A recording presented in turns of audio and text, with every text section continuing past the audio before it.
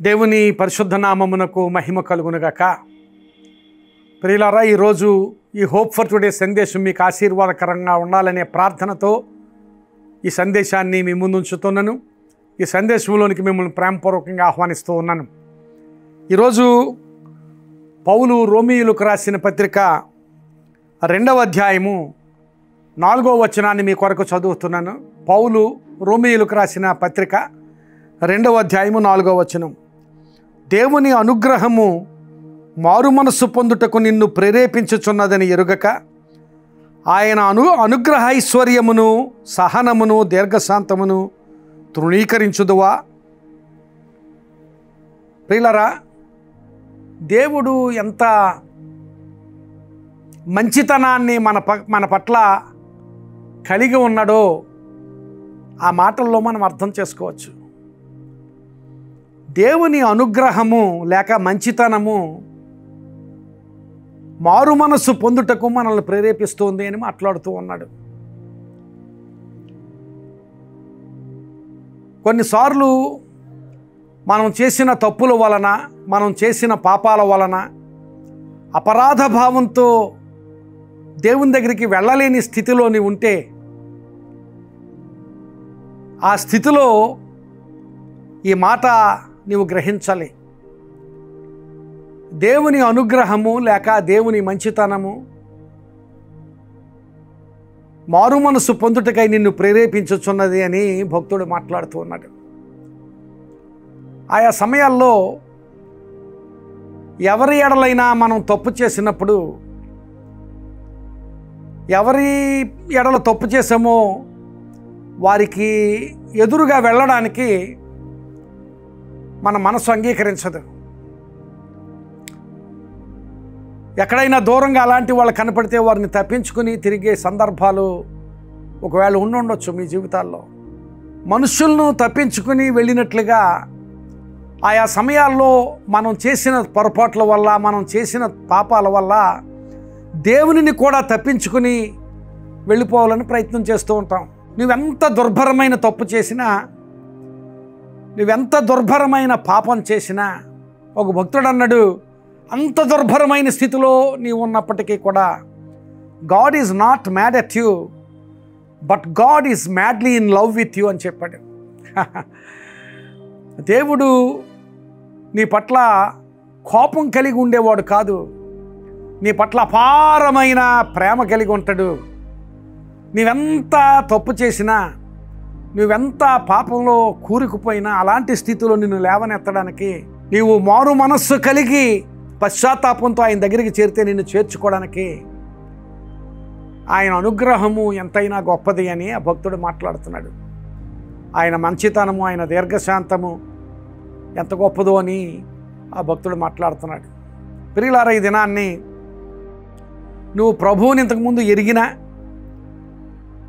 ఒకవేళ ప్రభువుని ఇంతవరకు ఎరగకపోయినా, నీ జీవితంలో ఏ అపరాధ భావం నిన్ను కృంగజేసేస్తుందో, నేను ఈ తప్పు చేశాను, నేను ఈ పాపం చేశాను, నేను ఈ స్థితిలో నుంచి బాగు చేయబడలేను అనే భావం నిన్ను కృంగజేస్తుంటే దేవుని మాట నీతో మాట్లాడుతుంది.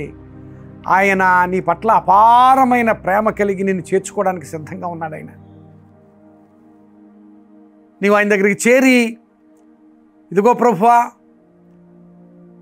నేను పాపం చేశాను, ఇదిగో ప్రభువా నేను తప్పు చేశాను, నేను పశ్చాత్తాపడుతున్నాను, నన్ను చేర్చుకో ప్రభువా అని దేవుని దగ్గరికి చేరినట్లయితే ఆయన అనుగ్రహం అపారమైనది, ఆయన ప్రేమ అపారమైనది. దావీదు పాపం చేశాడు. దావీదు దేవుని ఎరుగని వాడు కాదు, ఎరిగి పాపం చేశాడు. అలాంటి స్థితిలో దావీదుతో దేవుడు మాట్లాడి దావీదును మరలా చేర్చుకున్నాడు. దావీదు పశ్చాత్తాపడ్డాడు. నీ సన్నిధిలో మరలా నన్ను చేర్చుకో ప్రభువా అని ప్రార్థన చేశాడు. రక్షణానందము నాకు మరలా పుట్టించు ప్రభువా అని ప్రార్థన చేశాడు.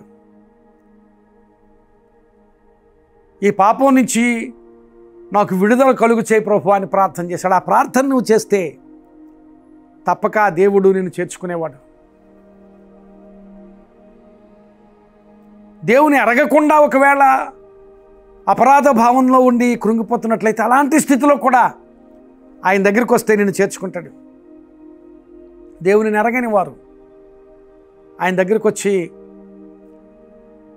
అపరాధ భావంతో వారి జీవితాలు ఆయనకు అప్పగించుకున్నప్పుడు ఎంతోమందిని దేవుడు ఆదరించి దేవుడు రక్షించి తన బిడ్డలుగా చేర్చుకొని వారి జీవితాల్లో గొప్ప కార్యాలు చేసిన సందర్భాలు దేవుని వాక్యంలో మనం చూడగలం. ప్రియులారా, ఈ దినాన్ని మీరు దేవుని ఎరగని వారైనా ఇంతవరకు దేవుని ఎరగకుండా ఉన్నట్లయితే ఆ స్థితిలో ఉన్నా, ఒకవేళ దేవునిని ఎరిగి కూడా అపరాధాలు చేసి అపరాధ భావంతో కృంగిపోయినా, మీరెవరైనా ఏ స్థితిలో ఉన్నా, దేవుని ఎరిగిన స్థితిలో, దేవుని ఎరగని స్థితిలో, అపరాధ భావంలో కృంగిన స్థితిలో ఉన్నప్పుడు ఈ మాట దేవుడు మీతో మాట్లాడుతున్నాడు. ఆయన అనుగ్రహము మారు మనసు పొందుటకు నిన్ను ప్రేరేపించుచున్నది. ఇది చాలా గొప్ప మాట. నిన్ను ఆకర్షిస్తున్నాడు, నిన్ను ఆహ్వానిస్తున్నాడు దేవుడు. ఏ స్థితిలో అంటే నీవు మంచి వాడవగా ఉన్నప్పుడు, లేకపోతే అద్భుతమైన నీతిమంతుడుగా ఉన్నావని ఆయన ఆహ్వానించడం లేదు. నీవు దుర్భరమైన పాపపు స్థితిలో, అపరాధ భావంతో కృంగిపోయిన స్థితిలో ఉన్న స్థితిలో, ఆ స్థితిలో దేవుడు నిన్ను ఆహ్వానిస్తున్నాడు.